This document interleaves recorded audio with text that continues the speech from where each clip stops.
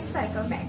Guys, noun के first part में हमने नाउन के टाइप्स पढ़े थे, लेकिन आज हम बात करेंगे कुछ ऐसे वर्ड्स की जिनका हम गलत यूज करते हैं क्योंकि हमें उनका सही यूज पता ही नहीं है।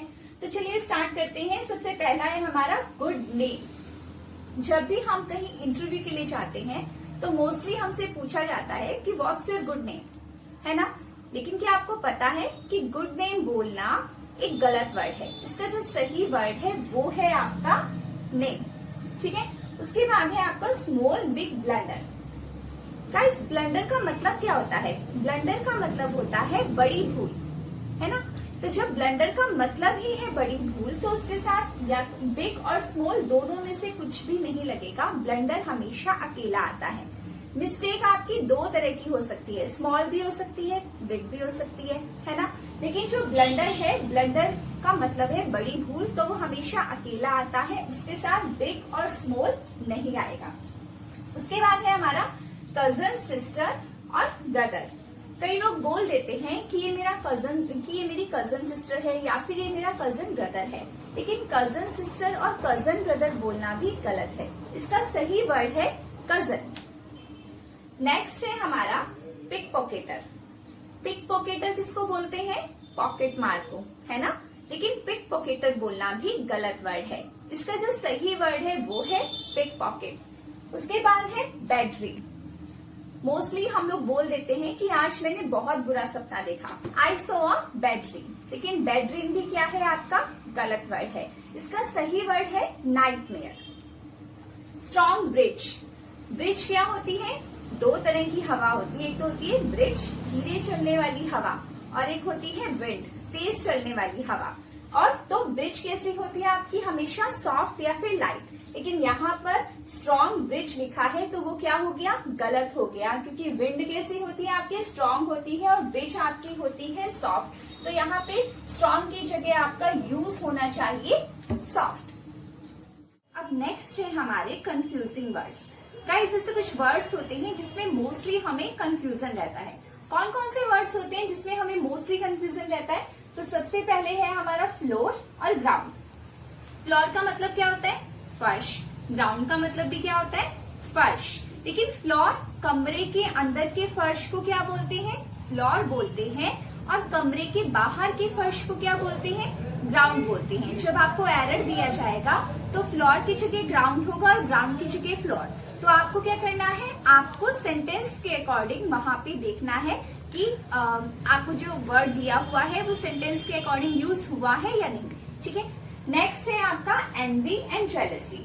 एनवी का मतलब होता है जलन, जेलसी का मतलब भी आपको पता है क्या होता है? जलन। लेकिन एनवी क्या होती है? एनवी होती है दूसरों की चीजों को देखकर होने वाली जलन, और जेलसी अपनी चीज को खोने के डर से होने वाली जलन। नेक्स्ट है हमारा स्किल एंड टैलेंट। स्किल, किसी भी चीज को अगर हम सीखते हैं और उससे हमें जो योग्यता प्राप्त होती है उसको हम क्या बोलते हैं? स्किल बोलते हैं। और टैलेंट जो है वो हमेशा क्या होता है? गॉड गिफ्टेड होता है। बस आपको इतना याद रखना है कि जो भी हम सीखते हैं वो हमारी क्या होती है? स्किल होती है। और जो भी हमें बॉन्ड से मिलता है उसको हम क्या बोलते हैं? उसको हम बोलते हैं टैलेंट। तो गाइस, ये थे कंफ्यूजिंग वर्ड्स जिसमें हम मोस्टली गलती कर देते हैं। अब गाइस, अब है हमारा यूज ऑफ अपोस्ट्रोफी, कि हमें अपोस्ट्रोफी कहाँ पर यूज करना है, ठीक है। अपोस्ट्रोफी का हम यूज क्यों करते हैं? जब हमें सेंस लानी है का, की और के। जब हमें का, की और के की सेंस लानी है तब हम क्या यूज करते हैं? तब हम अपोस्ट्रोफी का यूज करते हैं, ठीक है। और अपोस्ट्रोफी हमें यूज कहाँ पे करना है? पोजेसिव के साथ, यानी कि जो जीवित है उसके साथ ही हमें क्या यूज करना है? अपोस्ट्रोफी यूज करना है। जैसे बॉयज कॉलेज, ठीक है, गर्ल्स हॉस्टल, मोहन बुक। देखो, बॉयज कॉलेज यानी कि बॉयज का कॉलेज, गर्ल्स हॉस्टल गर्ल का hostel, Priya's purse, Mohan's book, यानी कि जो जीवित है। जब हम किसी जीवित की बात करेंगे तभी हमें अपोस्ट्रोफी का यूज करना है। निर्जीव के केस में हम अपोस्ट्रोफी का यूज नहीं करते हैं। अगर हम किसी निर्जीव की बात करते हैं यानी कि नॉन लिविंग थिंग्स की, तो उनके साथ अपोस्ट्रोफी नहीं लगता है। जैसे टेबल्स, लेग्स अगर आपको दिया जाएगा तो वो क्या है? आपका गलत है। लेकिन अगर आपको ये बोलना है टेबल की लेग, तो हम कैसे लिखेंगे इसको? लेग्स ऑफ टेबल उल्टा करके हमें क्या लगाना है, ऑफ लगाना है। अगर आपको अपोस्ट्रोफी की सेंस लानी है अपने उसमें वर्ड में, तो लेग्स ऑफ टेबल यानी कि उल्टा करके हमें क्या लगाना है, ऑफ लगाना है। लेकिन हम अपोस्ट्रोफी का यूज उसमें नहीं कर सकते। बस आपको इतना याद रखना है, अपोस्ट्रोफी हमें कहाँ यूज करना है, पोजेसिव के लिए हम उसको यूज कर सकते हैं। नॉन लिविंग थिंग्स के लिए हमें क्या करना है, हमें उल्टा करके वहां पे ऑफ लगाना पड़ेगा। जैसे legs of table, legs of chair, तो ये दोनों क्या है हमारे, ये दोनों हमारे सही है, और ऊपर अगर आप ऐसे यूज करोगे तो वो आपका गलत है। अब नेक्स्ट है हमारा पोजेसिव प्रोनाउन। पोजेसिव प्रोनाउन जैसे हिज है, हर्स है, देयर्स है, माइन है, इन सबके साथ हमें अपोस्ट्रोफी का यूज नहीं करना है। ठीक है, जो हमारी पोजेसिव प्रोनाउन होती है उसके साथ हम अपोस्ट्रोफी का यूज नहीं करते। जैसे आप लोग लेटर लिखते हो तो लास्ट में आप क्या लिखते हो, योर्स लविंगली, अपोस्ट्रोफी लगाते हो या नहीं लगाते? हम नहीं लगाते, ये वाला लिखते हैं हम, ये वाला हम नहीं लिखते, क्योंकि जो हमारी पोजेसिव प्रोनाउन होती है उसमें अपोस्ट्रोफी का यूज होता ही नहीं है। ठीक है, नेक्स्ट है हमारा डबल अपोस्ट्रोफी। अगर आपको एक ही सेंटेंस में एज अ सब्जेक्ट, ठीक है, ये याद रखना है आपको, एज अ सब्जेक्ट अगर आपको एक ही सेंटेंस में 2 बार अपोस्ट्रोफी दिया गया है तो वहां पर वो क्या है, वहां पर भी वो गलत है। देखिए जैसे ये दिया है, my wife secretaries mother has expired. तो इस कंडीशन में हमें क्या करना है, इस कंडीशन में ये जो हमारा लास्ट वाला है सब्जेक्ट, जो हमारा लास्ट में जो यूज हुआ है हमारा अपोस्ट्रोफी, उसको हम किससे बनाएंगे, ऑफ से। ये बन जाएगा आपका mother of my wife secretary has expired. यानी कि फर्स्ट वाले को तो आपको एज इट इज रखना है, लास्ट से यहां से शुरू करके हम mother of my wife secretary has expired, first वाले अपोस्ट्रोफी को हमें नहीं छेड़ना, लास्ट वाले को हमें उल्टा करके ऑफ लगाना है। अब है हमारा everybody, nobody, somebody, someone, no one. ये जो वर्ड्स होते हैं इनके साथ हम अपोस्ट्रोफी का यूज कर सकते हैं। ठीक है, अब यहाँ पे मैंने एक सेंटेंस लिखा है, everybody concern is nobody concern. अब आप कहोगे कि पहले तो मैंने बोला कि हम डबल अपोस्ट्रोफी का यूज नहीं कर सकते हैं, अब यहाँ पे क्या हुआ, डबल अपोस्ट्रोफी यूज हुआ, तो ये सही होगा या गलत होगा? ये सही होगा। क्यों सही होगा? क्योंकि मैंने आपको ये बोला था कि सब्जेक्ट में हम 2 बार अपोस्ट्रोफी का यूज नहीं कर सकते हैं, और यहाँ पे क्या है, एवरीबडी कंसर्न के बाद हमने क्या यूज किया है, इज। इज क्या है, हमारी हेल्पिंग वर्ब। तो ये जो पार्ट है ये आपका बन गया सब्जेक्ट, सब्जेक्ट के बाद हमने क्या यूज की, वर्ब, और वर्ब के बाद ये क्या है आपका ऑब्जेक्ट। यानी कि एज अ सब्जेक्ट और एज अ ऑब्जेक्ट हम अपोस्ट्रोफी 2 बार यूज कर सकते हैं, लेकिन सब्जेक्ट में 2 बार अपोस्ट्रोफी यूज नहीं कर सकते, ना ही ऑब्जेक्ट में 2 बार यूज कर सकते हैं। ओके, अब नेक्स्ट है एवरीबडी के साथ अगर एल्स आ जाए तो हम कैसे अपोस्ट्रोफी लगाएंगे, एवरीबडीज एल्स, ये फर्स्ट वाला सही है या फिर सेकंड वाला?